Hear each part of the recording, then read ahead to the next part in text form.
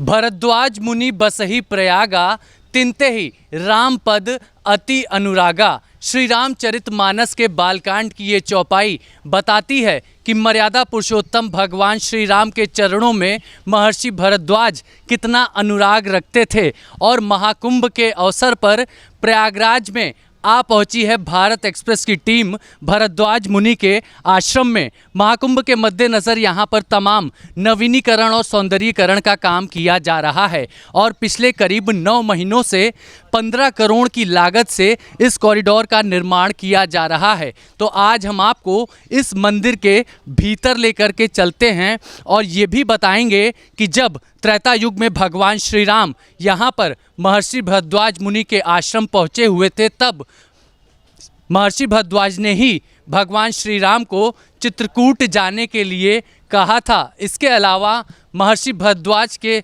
मंदिर के अलावा हम आपको दिखाएंगे अंदर प्रयागराज का मंदिर। साथ ही साथ आप देखिए कि यहाँ पर जो रीडेवलपमेंट का काम किया जा रहा है, इन पत्थरों की नक्काशी पे भी नज़र डालेंगे तो आप समझ सकते हैं कि पूरी तरह से इसे सनातनी परंपरा की कलाकृतियों से उकेरा गया है। मयूर आप देख सकते हैं दीवारों पर और स्तंभ ये पूरी तरह से राजस्थान से मंगाए गए पत्थर हैं। तो अब इस मंदिर के भीतर चलते हैं और जानते हैं कि आखिर महर्षि भरद्वाज मंदिर की महिमा इतनी ज़्यादा क्यों है। आपको जानकर हैरत होगी कि उस युग में विमान बनाने और उड़ाने की कला की खोज भी महर्षि भरद्वाज ने की थी।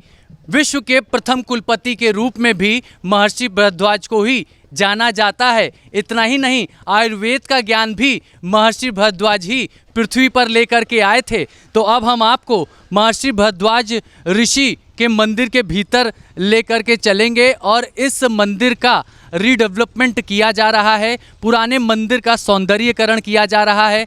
चाहे हम स्तंभ की बात करें या फिर ऊपरी गुंबद की बात करें, सभी का नवीनीकरण किया जा रहा है और राजस्थान से पत्थरों को मंगाया गया है और बेहद खूबसूरत ये मंदिर अब दिव्य और भव्य रूप में हमको नज़र आ रहा है। हालांकि अभी महाकुंभ आने में करीब 3 महीने का वक्त है और ये तैयारियां हम कह सकते हैं कि अपने अंतिम चरण तक पहुंच गई हैं। आप सोचिए, इस जगह पर ही मर्यादा पुरुषोत्तम भगवान श्री राम, माँ सीता, लक्ष्मण सभी विराजे थे और महर्षि भरद्वाज से सलाह परामर्श या हम यूँ कहें कि आदेश लेने के बाद ही वो चित्रकूट की तरफ कूच किए थे। तो अब हम आपको इस मंदिर के गर्भगृह के भीतर ले चलेंगे और महर्षि भरद्वाज की प्रतिमा का अद्भुत अलौकिक दर्शन करवाएंगे। ऋग्वेद के 6ठे मंडल की रचना भी महर्षि भरद्वाज ने की थी। इसके अलावा जो पुस्तक यंत्र सर्वस्व महर्षि भरद्वाज ने लिखी,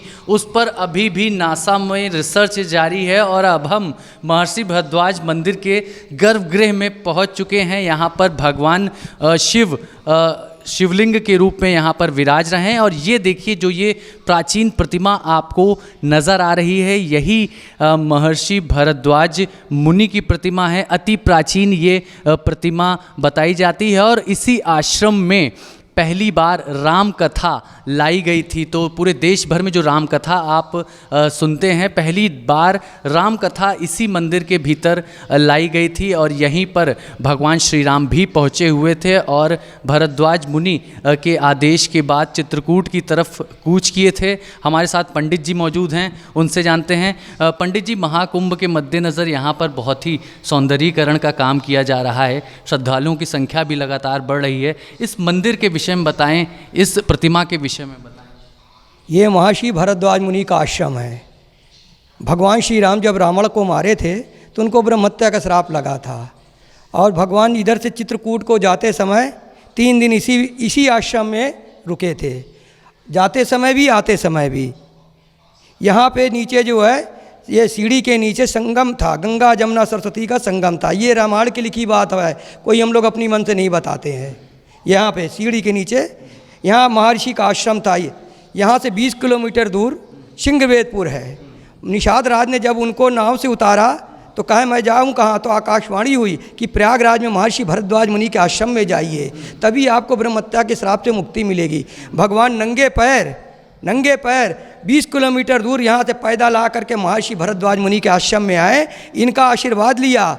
तब इन्होंने आशीर्वाद उनको दिया कि जो है आप चित्रकूट से जाते हुए रावण को मार करके ब्रह्म हत्या का श्राप दो, तभी आपको मुक्ति मिलेगी। तो आप सोचिए कि त्रेता युग की कहानी का वर्णन हम यहाँ पर सुन सकते हैं। भगवान श्री राम अयोध्या से जब निकले तो श्रृंगवेरपुर पहुँचे और वहाँ केवट ने गंगा नदी पार कराई और उसके बाद इस आश्रम में पहुँचे थे भगवान श्री राम, जहाँ पर रावण का वध करने के बाद यानी वापसी में भी आए थे, ब्रह्म हत्या का पाप लगा था। अब हम आपको उस मंदिर के भीतर ले चलते हैं जो कि हम कहेंगे कि पाताल में है, नीचे की तरफ है, गुफा मंदिर है, जहाँ पर भगवान श्री राम 3 दिन तक तपस्या करते रहे और रावण को मारने की जो ब्रह्म हत्या का शाप लगा था उससे मुक्ति पाए। असत्य पर सत्य की जीत, अधर्म पर धर्म की जीत। मर्यादा पुरुषोत्तम भगवान श्री राम ने जब रावण का वध किया, या यूँ कहें रावण के अहंकार का वध किया,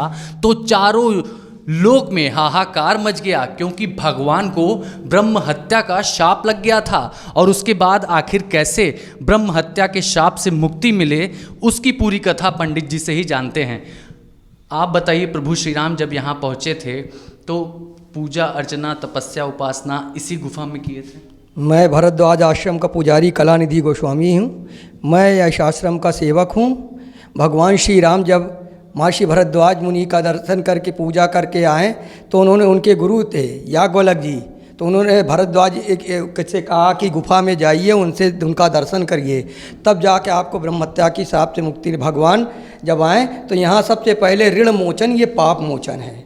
ऋण मोचन देखिए आप, इनका पाप मोचन। भगवान श्री राम जब रावण को मारे, ब्रह्म हत्या का शाप लगा, तो भगवान ने अपने माता पिता का नाम लेकर के यहीं पे जो है दान दिया, पिंड दान दिया, तो जाकर के उनको ऋण को क्षमा हुआ, पाप को दूर हुआ। तब उनको जाकर के उनको तीनों कुल का जो ऋण का जो है, क्योंकि रावण ब्राह्मण था, शिव भक्त था, शिव भक्त से बड़ा संसार में कोई नहीं हुआ, लेकिन अपने कर्मों के द्वारा श्री रावण कहलाया, लेकिन साथ में ब्राह्मण था, इसलिए ब्रह्म हत्या का श्राप दिया। और ब्रह्म हत्या का श्राप जिसको लग जाता था उसका जो है पूरा वंश खत्म हो जाता। आप सोचिए, इस जगह का विशेष महत्व है क्योंकि यहाँ पर भगवान को भी अपने पापों से मुक्ति मिल गई। भगवान भी जो पाप किए थे उस जगह पर हम आपको लेके आए हैं जहाँ पर मुक्ति मिली। ऋण मोचन, पाप मोचन की ये प्रतिमा यहाँ पर विराजमान है गुफा के भीतर। ये और ठीक बगल में आप देखिए बेहद खूबसूरत राम दरबार है, माँ सीता, लक्ष्मण और हनुमान जी भी नज़र आ रहे हैं। तो ये अति प्राचीन मूर्तियां हैं। इस तरफ भगवान श्री राम को जब 14 वर्ष को वनवास हुआ तो उनके वनवास को, संकट को इन्होंने ही टाला।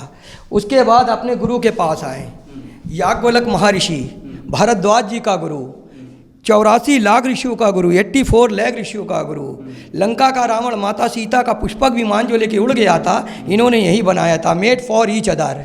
इन्होंने शब्द वेदी बाण, वर्षा बाण, अग्नि बाण, जो आज की मिसाइलें चल रही, बाबा बहुत बड़े वैज्ञानिक थे, बहुत पहले बना दिए थे। आप सोचिए कि महर्षि भरद्वाज के गुरु जिन्होंने पुष्पक विमान की रचना की और विमान बनाने और उड़ाने की कला की खोज का श्रेय भी महर्षि को ही जाता है और भरद्वाज को भी इसका श्रेय जाता है। साफ तौर पर यंत्र सर्वस्य जो पुस्तक है उसका भी रिसर्च नासा इस समय कर रहा है कि आखिर कैसे उस युग में उड़ने की कला की खोज की गई और कैसे आकाश में कोई भी विमान उड़ा करके दिखाया गया। प्रथम कुलपति भी कहे जाते थे। इतना ही नहीं, ऋग्वेद के 6वें मंडल को भी महर्षि भरद्वाज ने रचा था। तो भारत एक्सप्रेस आपको लगातार इस तरह की अच्छी खबरें दिखाता रहेगा, कुंभ नगरी से जुड़ी हुई और प्रयागराज की महिमा के विषय में लगातार बताता रहेगा।